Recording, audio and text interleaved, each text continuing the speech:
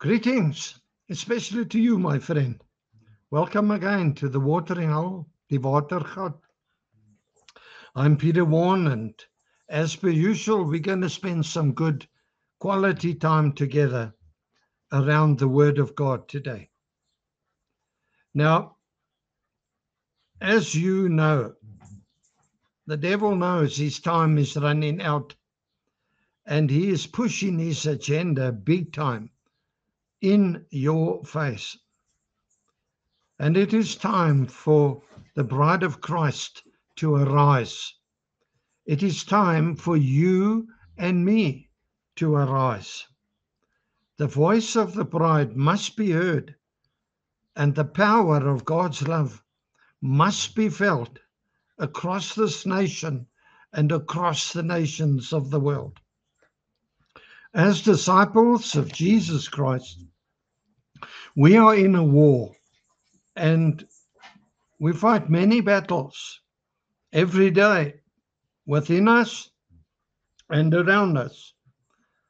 And God calls us to operate in the same warrior spirit that Christ operated in, because our God is a man of war.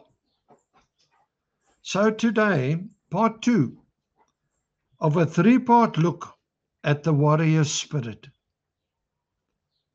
for new believers and a refresher for seasoned believers. Before we get into today's topic, let's just open in a word of prayer. Our Father, we thank you that you are a man of war. You confront what needs to be confronted.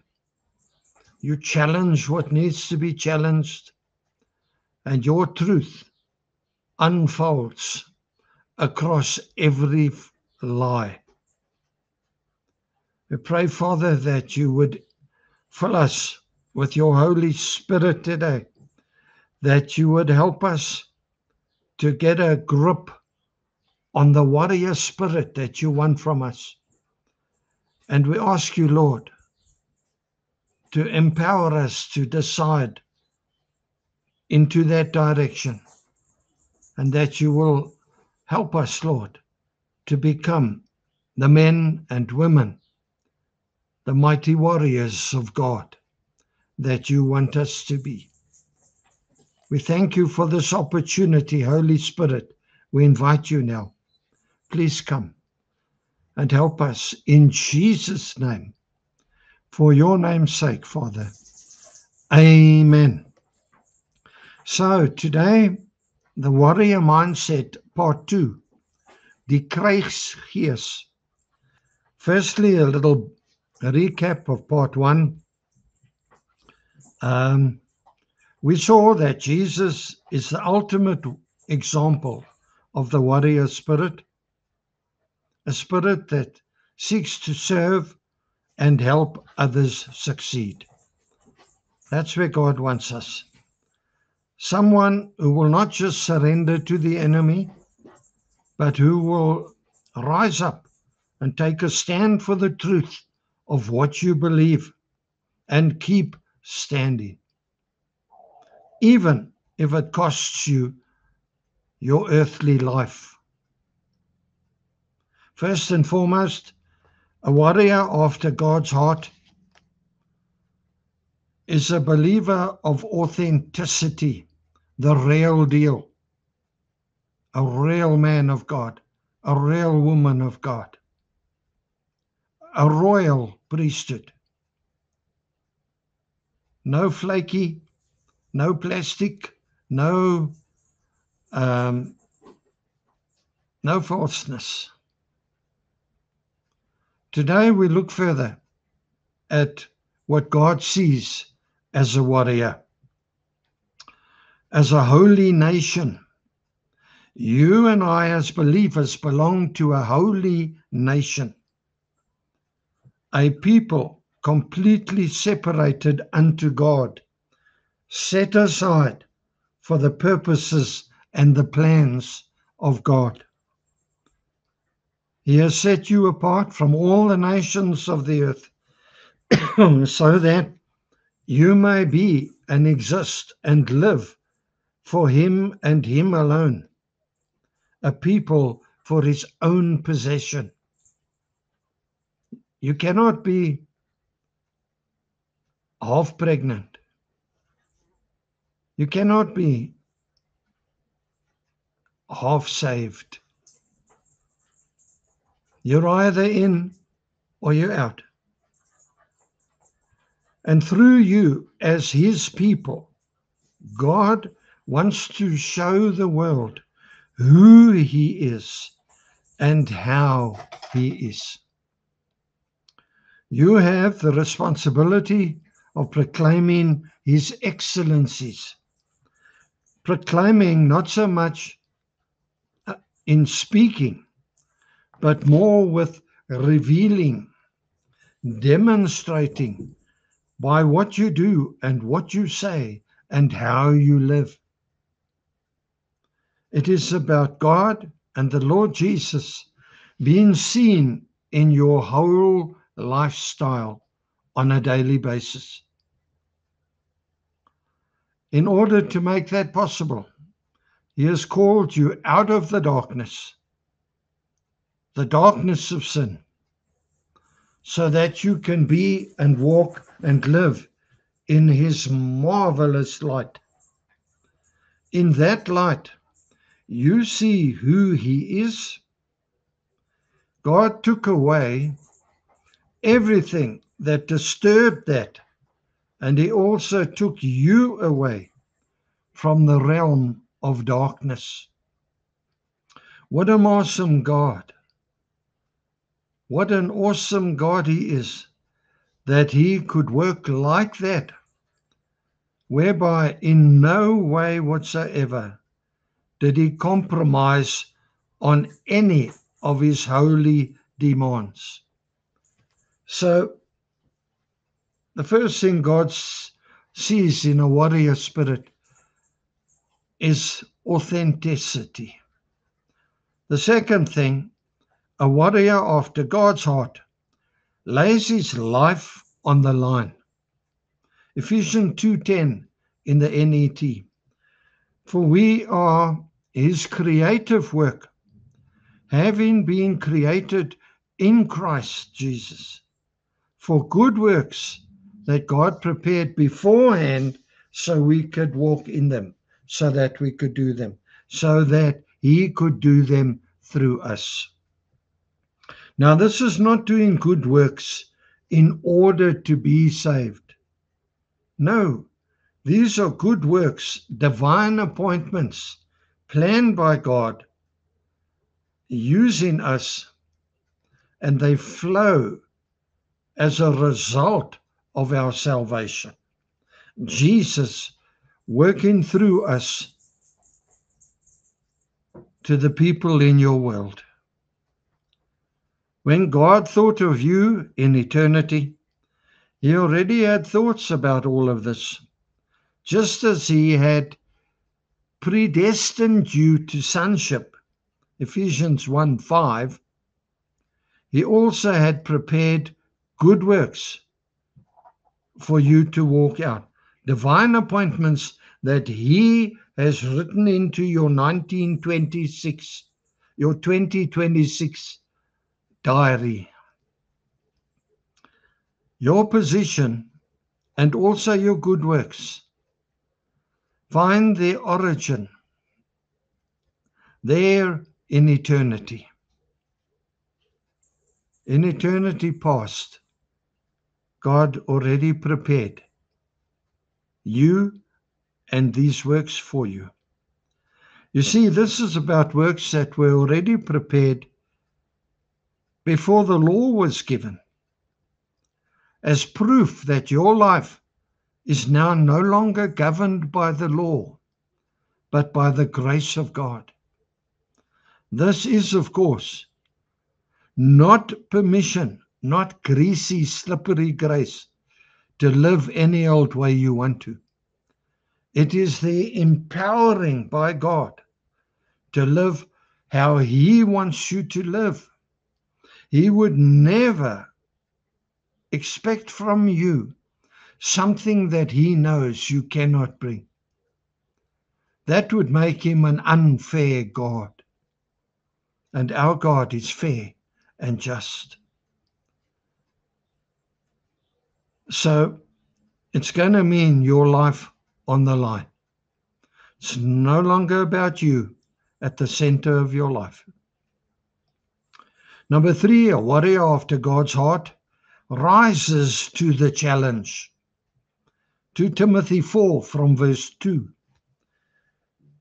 Let this passage just flow over you. Every word is God speaking. Preach the word. Be ready in season and out of season.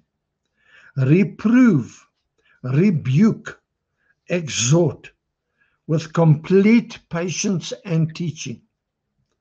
For the time is coming when people will not endure sound teaching, but having itching ears, they will accumulate for themselves teachers to suit their own passions, and will turn away from listening to the truth and wander off into myths.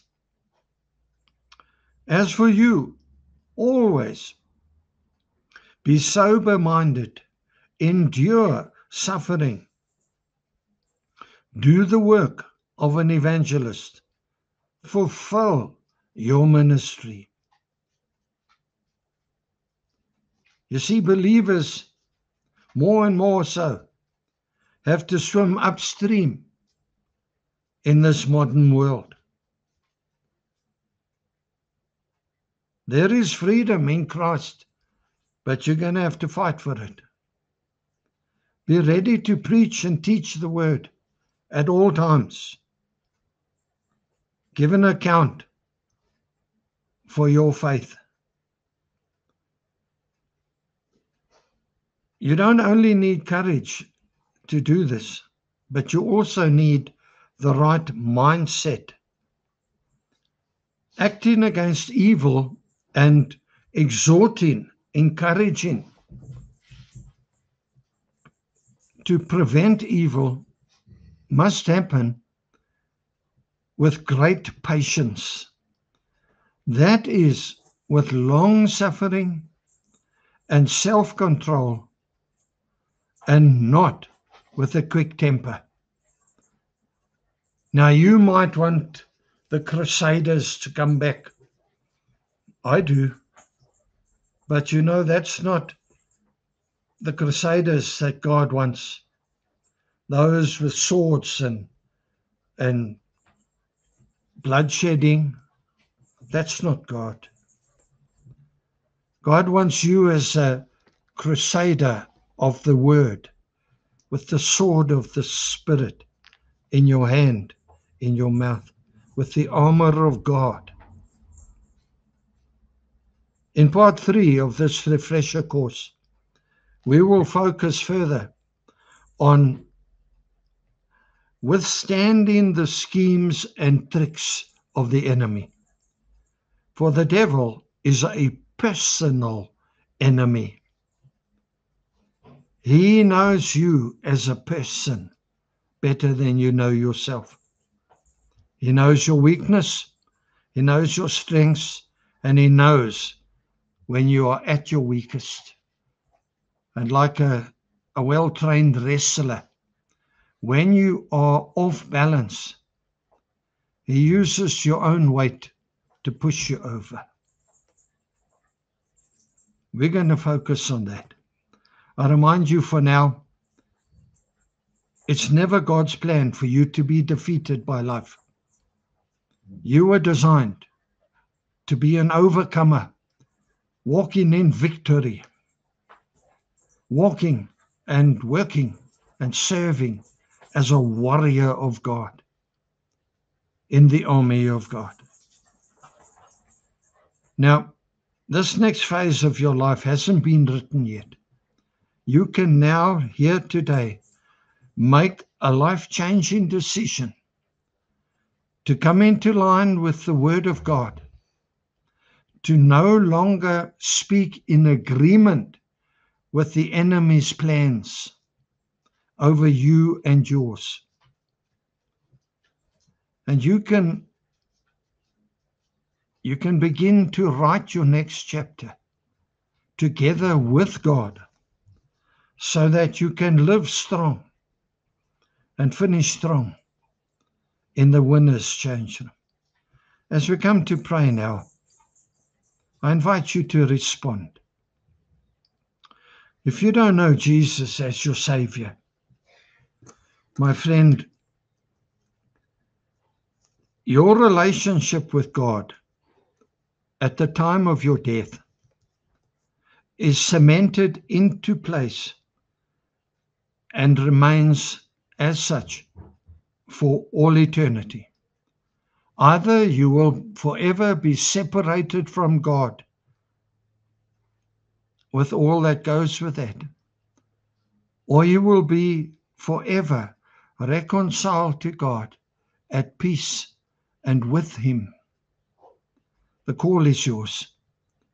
Maybe you just sit there and say, Jesus, if you are real, would you please reveal yourself to me in a way that I will know and understand that you are real.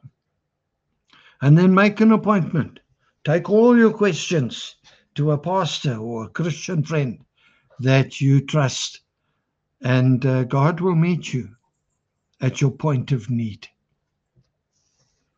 But for the rest of us, we need to just respond. Are you operating in the warrior spirit, die kruisgees wat die Here het vir jou? Are you a person of integrity, a believer of authenticity, the real deal, the real McCoy? Have you settled the issue that you will put your life on the line, that it's no longer about you, that it's about your God and His purposes,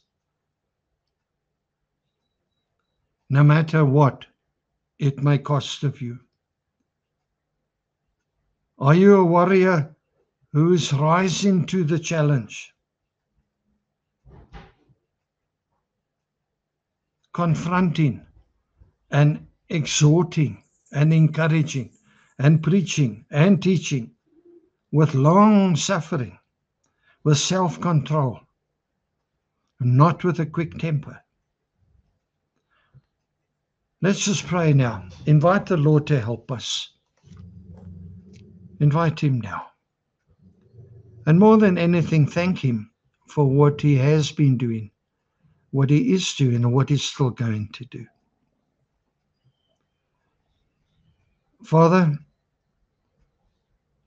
from my mouth to your ears, we thank you, Lord. You are a man of war, an honest God. And Lord, your plan of salvation and redemption is unfolding successfully, exactly the way you want. We thank you that you call us to operate in a warrior spirit that Christ operated in. We learn what we need to learn from Him as we look at Him. Thank you, Lord, for what you are still going to do for us. We pray, Lord, that you'd help us to operate in this warrior spirit. In Jesus' name. Amen. And amen. Well, that's it. That's a lot and all I got. With love from me to you. Thank you for spending this time with me. Subscribe if you haven't.